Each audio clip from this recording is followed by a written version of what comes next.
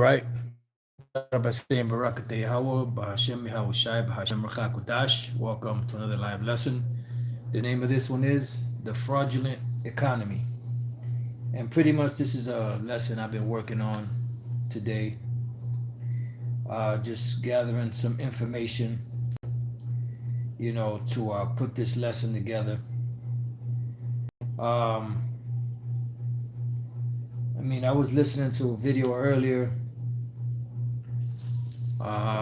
Forgot the guy's name, but they weren't talking about the economy for some reason. They did mention something about money and the reason why, they wanted control of the money or something along those lines. And pretty much, I just wanted to do a lesson based off of that. And I got a lot of info, some precepts.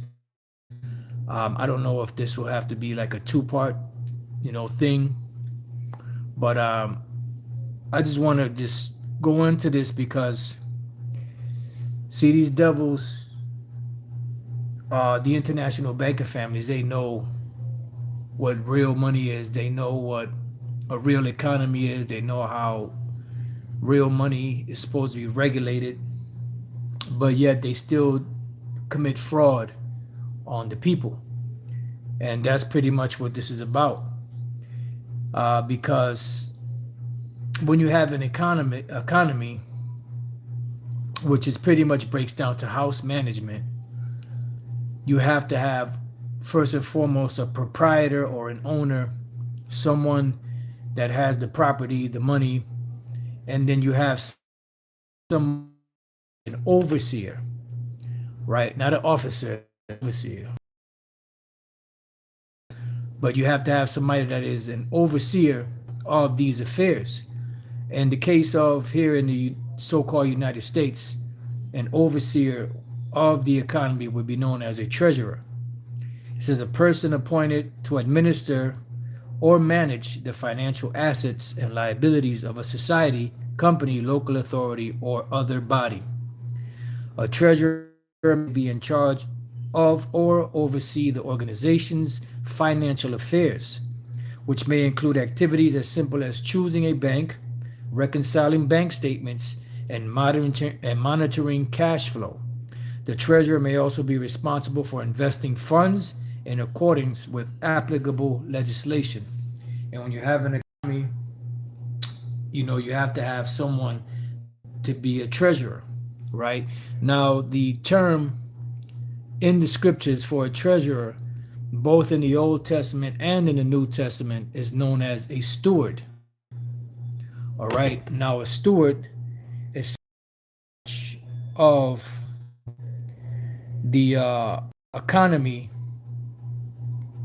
for that particular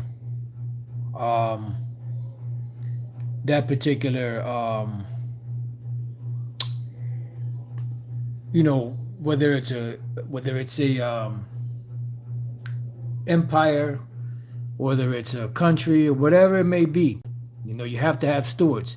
Now, the first instance where the word steward appears in the Old Testament is in the 15, where it speaks about Abraham's steward, okay, which was Eliezer, which was actually his servant.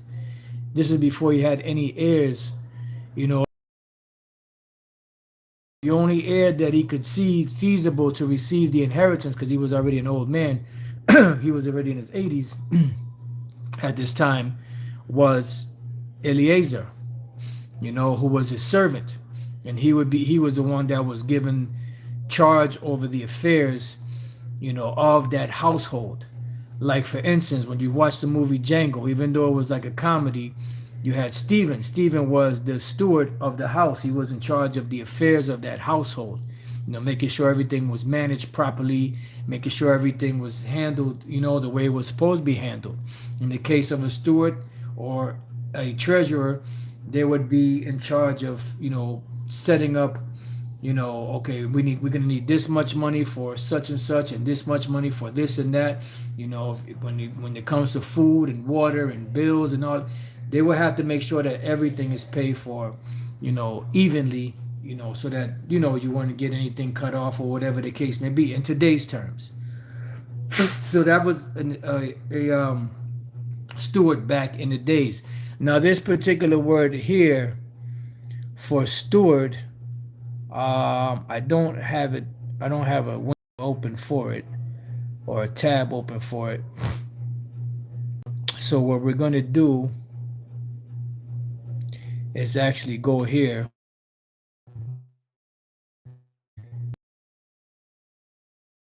Genesis 15 and 1. And hopefully it don't take too long, because otherwise I'll have to go the other route, which would be harder. So Genesis 15 and 2, it says, and Abram said, Lord power, what wilt thou give me, seeing I go childless, and the steward of my house is this Eleazar of Damascus. Now when you go to the word steward, this particular word steward is the word mashak, mashakwa. All right, mashak. And this is the only time this particular word appears in the scriptures, this word mashak for steward. It may appear under other words, but it doesn't show up as anywhere else except for here. When you go down, as you can see down here, it's the only time that Hebrew word mashak appears. So I was trying to see if there were other scriptures pertaining to that, and there are other different words for it. But the word mashak is acquisition, possession, son of possession, heir. So pretty much this would be like an individual that would be given a certain amount of money to make sure that the affairs of the household was taken care of.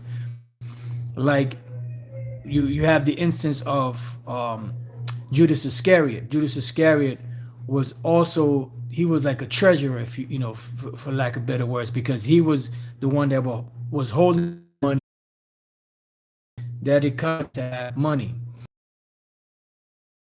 Book of Genesis, I believe that's third, meaning father, Rum meaning exalted.